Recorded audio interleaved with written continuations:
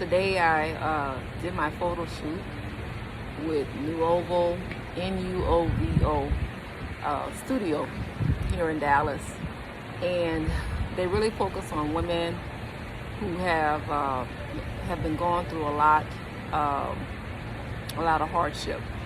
And I was nervous, but I did a great job, and all the photos came out really well. My daughter Briante wanted me to do this so I can start looking at myself again in a different way, to encourage me, to make me believe again. And I'm glad she did it.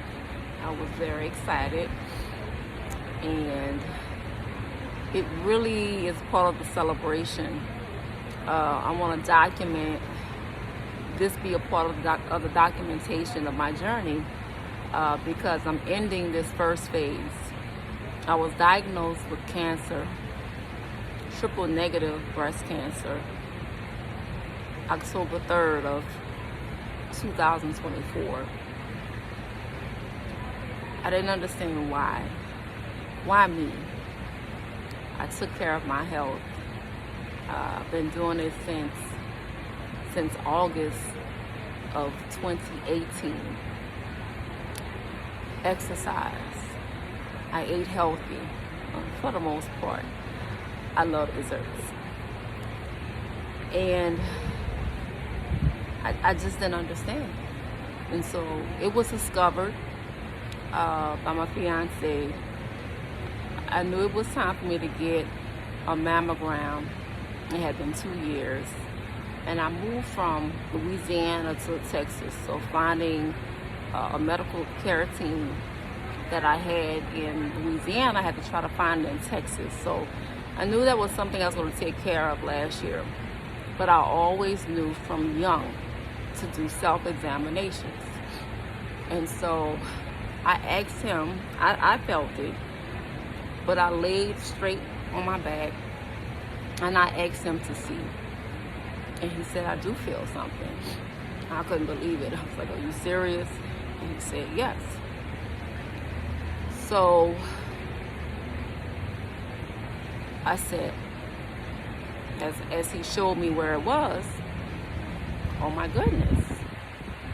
So in September, because it was like late August, early September, I got a mammogram, an ultrasound. It was confirmed. It's like grape size. And the breast specialist said, you need to get a biopsy. We can't do it here. It was one of those imaging centers that was not connected to a hospital. So after confirming that something was there, it was grape size, I went ahead and got in contact with my gynecologist, and she referred me to Methodist Dallas.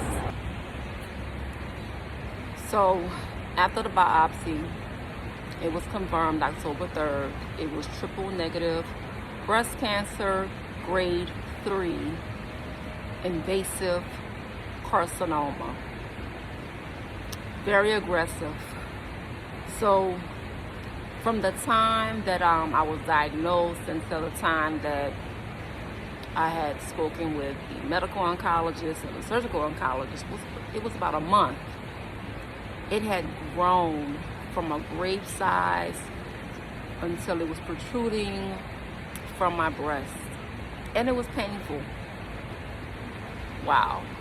If I had not caught it, it could have spread easily. But thank God it was caught at stage 2. And at the time, no lymph nodes involved. I started chemo treatment November 15th. And it was carboplatin, paclitaxel, and this new therapy drug that started, it came out about 4 years ago. It's immunotherapy, and the brand name is called Keytruda. Can't really pronounce the medical name for it. or pharmaceutical name for it. So I got all 3 of those drugs on the 15th. And so from November up to May, it has been an uphill battle and downhill to deal with the side effects. So the first side effect from the chemo meds was in January 15th. I was at choir rehearsal. My heart started beating really, really fast. I have a Apple Watch, and it had it at between 170 to 189. And so I thought I could stay the entire time, but I just couldn't. When I got to the hospital, it was at 189, and they took me in right away. They gave me some medicine to get my heart rate to slow down, but I had arrhythmia heartbeat for a while. The last time it happened was when I was pregnant with my son, and he's now 17 years old. So, boy, that was scary, but I got through that. Side effect. So that was my first ER experience. Thereafter, I saw a cardiologist, and he suggested an ablation procedure. So I did have that in February, but it pushed back 3 times. My chemo was based, I would say 4 times it got pushed back. One because of Thanksgiving holiday, the other in January with the weather. We had a snow day, and not much snow in Dallas, but enough for us to have a snow day. After I had the ablation surgery, they didn't want me to have the chemo that week, because with the first phase of my chemo, I was going every Friday. And so another time I missed it because my white blood cell counts were low. And so that just pushed back my moment of ringing a bell. I was a little disappointed, but I understood that those are very strong drugs they were giving me. So I would get immunotherapy every 42 days. I would get the carboplatin, I think, every 2 weeks or every 3 weeks. I can't remember. But I was getting 3 different drugs inside of me to try to shrink the tumor. That's the goal, to shrink it. And that was phase 1. Then phase 2. Oh my goodness. I've been in phase 2 since March, which is the doxorubicin, aka Red Devil, cyclophosphamide, and of course the immunotherapy. Still 3 drugs. So I get the doxorubicin and the cyclophosphamide at the same time, and I still get the immunotherapy, Keytruda. I get that every 42 days still. So my first treatment was all 3 in phase 2. And side effects, my entire body is inflamed. I'm in pain and very weak. I didn't experience this with the paclitaxel. What I experienced with the paclitaxel, carboplatin, immunotherapy. No, I'm sorry. I can't think of it. Chemo brain is so real. But just pain in my fingers. There's a name for it. I don't know why I can't think of it right now. It'll come to me. But just pain in my fingers, numbness. I still have numbness. I don't have the pain like I had. But with the chemo brain, it's frustrating. Because I've said the condition over and over again, and now I can't remember it. But chemo brain is real. I get through it. I do the best I can whenever I can't think of something. If somebody is with me and I'm talking to them, then they'll, tell me exactly the word or phrase I'm looking for. And maybe you will too in the comment section. It's funny, I can't remember that.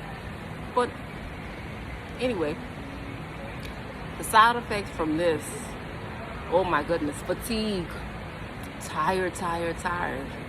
And through the entire phase of chemo 1 and 2, I've been working.